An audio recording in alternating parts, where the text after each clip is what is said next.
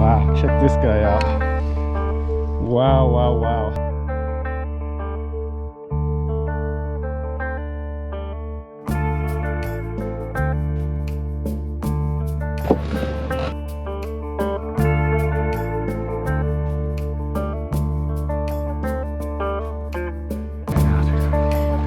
All right, that's a beauty. That is a beauty.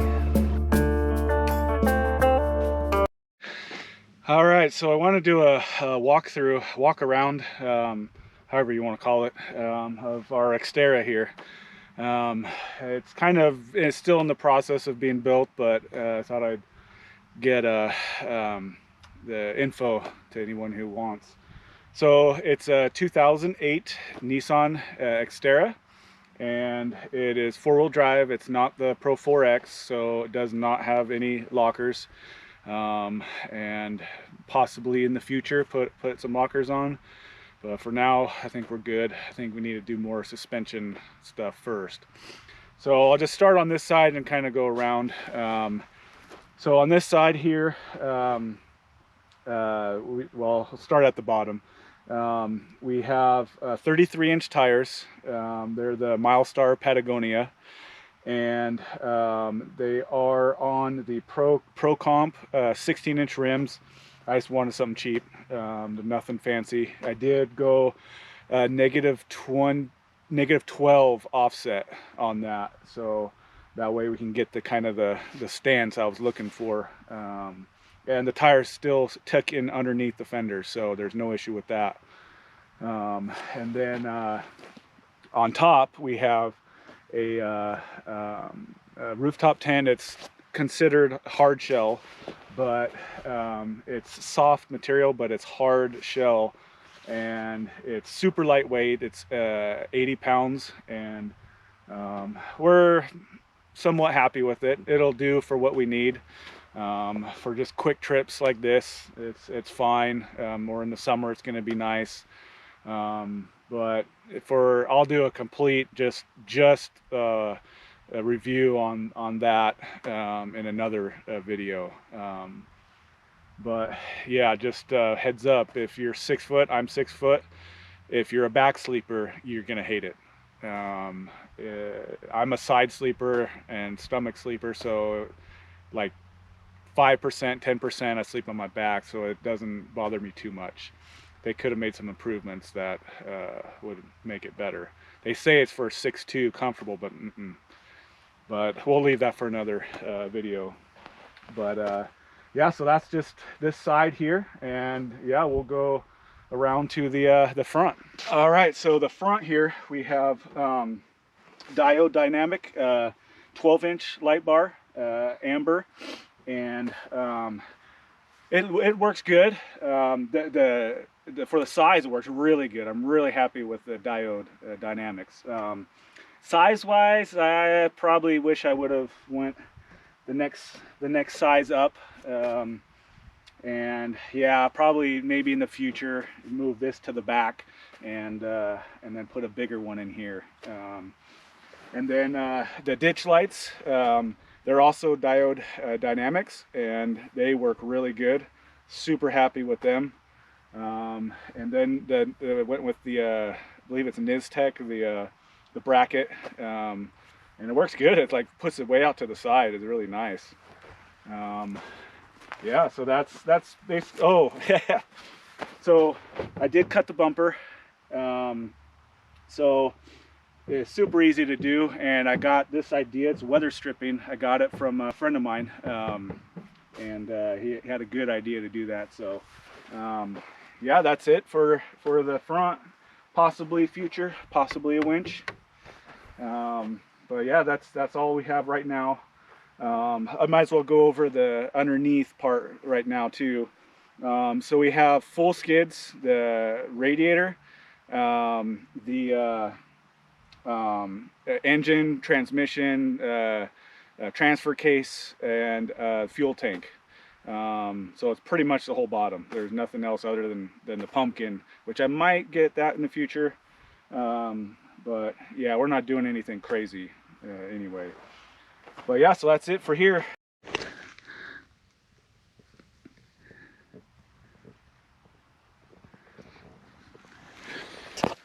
And just another thing with the skid plates. They are hefty Fabworks.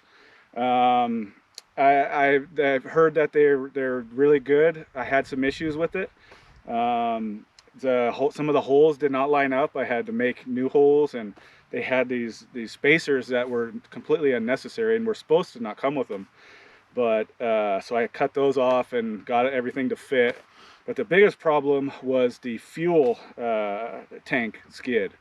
The brackets did not line up, and you have to kind of bend it to get it to fit. And it was just, if you don't have experience, if you just want a straight bolt on, I don't know. I've heard, I can't think of the name,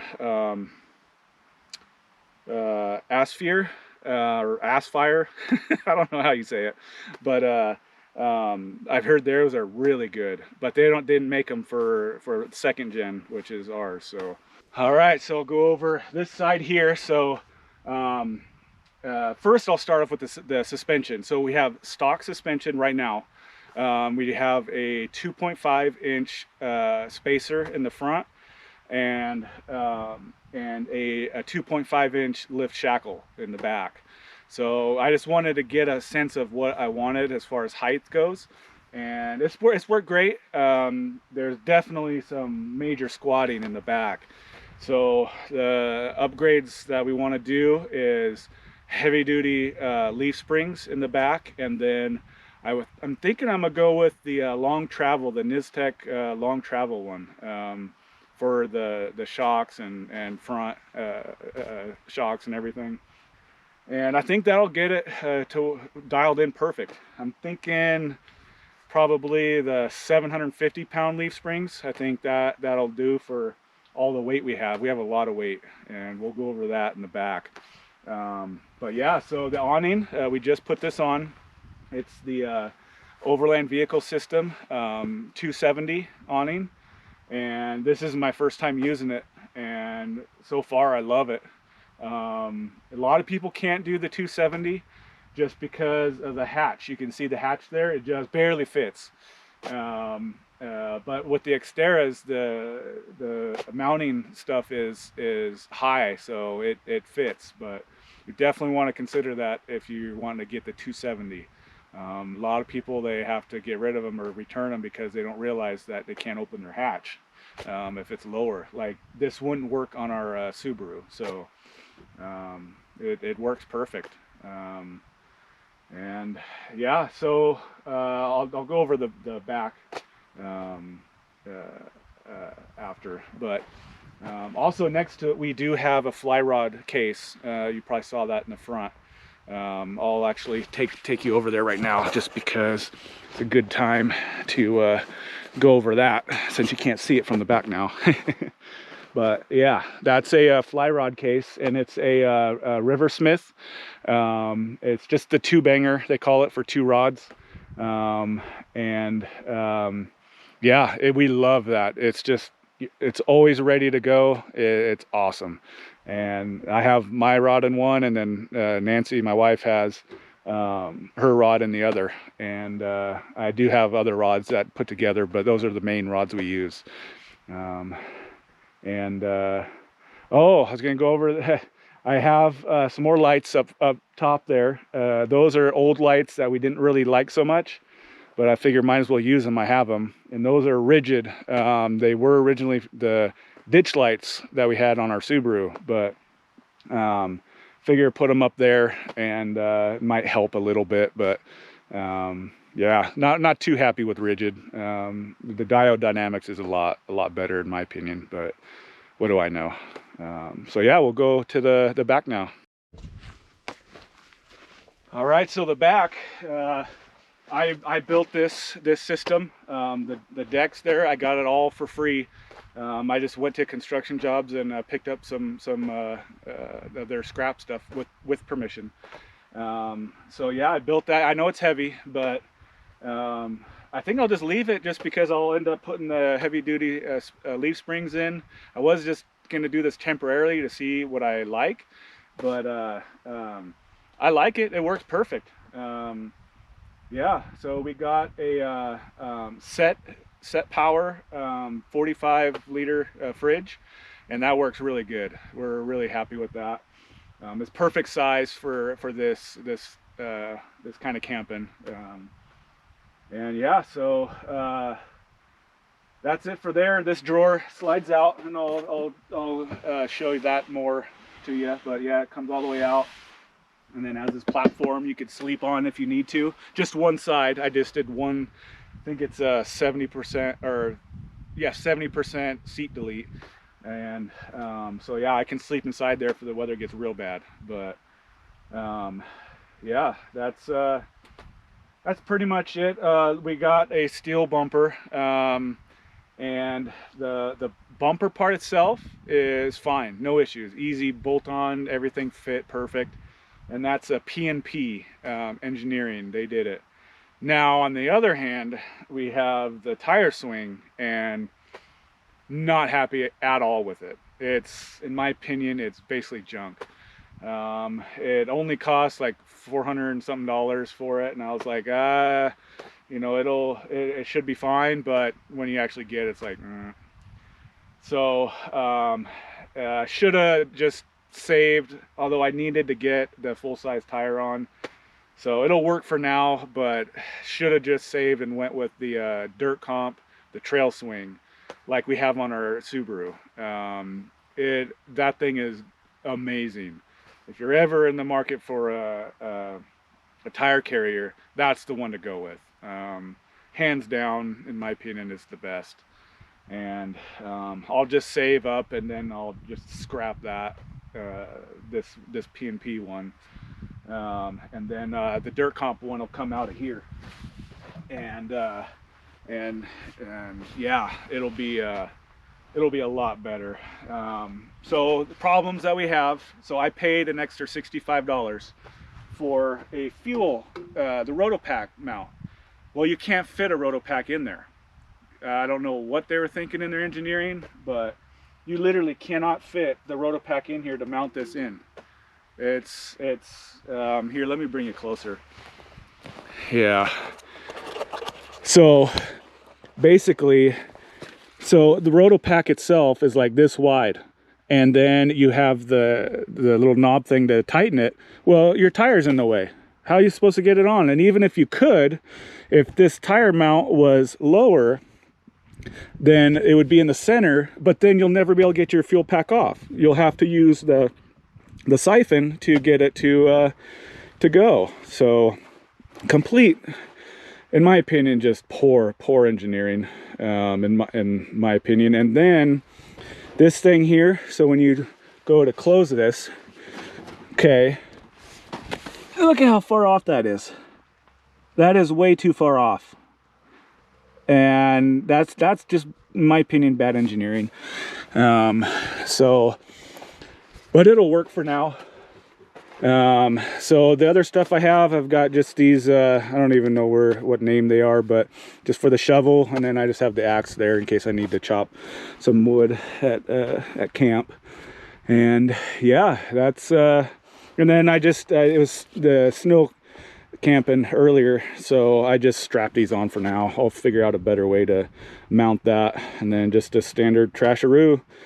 It's worked for a while. Obviously they're not gonna last forever, but you know, good enough for now. And then let's see, what else can I go over? Oh yeah, we'll go over this right here. So I got to clean that. That was from lunch. But yeah, so this thing comes all the way out to here, and it stores all of our kitchen stuff. Yeah. Well, we still have some pasta. But yeah, it holds everything that we need. And yeah, it just locks in place with some of these. And like I said, I built all this for free. I just went to different jobs and well, I shouldn't say for free. Okay, so I bought that, and I bought that, and this other one here. That's all I bought. Everything else already came. And I'm working on putting some laminate on this table here, and that'll slide out here, and then the leg will come out. And that's pretty much it for the Xterra. I have kind of a battery system back there with solar. There's that. I haven't got that out yet, but yeah, there's the regulator. battery in there, and yeah, that's pretty much it. So here's the inside. So it's a mess. I got all the camera stuff out. So what we have for lights is this is the aux beam, just the 6-button one, and I only have these 2 working. That operates those ones, and these are just future ones. And then we have the Midland, the hard mount there, and yeah, that works great. And then this is super important. This saved us, saved our transmission. So that's a scan gauge too, and it monitors anything you want, really. The main one is transmission temp. Most dashes don't have an actual transmission temp monitor, so yeah, you can monitor it, see what you're at, and that's it for the inside. Yeah, it's a mess, sorry. Oh, we got the RAM mount, and that works great. Yeah, probably do another one for, you know, Nancy's phone or something like that. But yeah, we got our drone here. We can't fly it here. I guess I'm too close to the airport, but yeah, yeah, that's it for the inside. Yeah, that's it. So yeah, if you have any questions, leave them in the comments. If you need to know anything about anything that I have, I'll be more than happy to answer your questions on it. And yeah, thanks for watching, and make sure to like and subscribe if you haven't already, and appreciate you watching the video.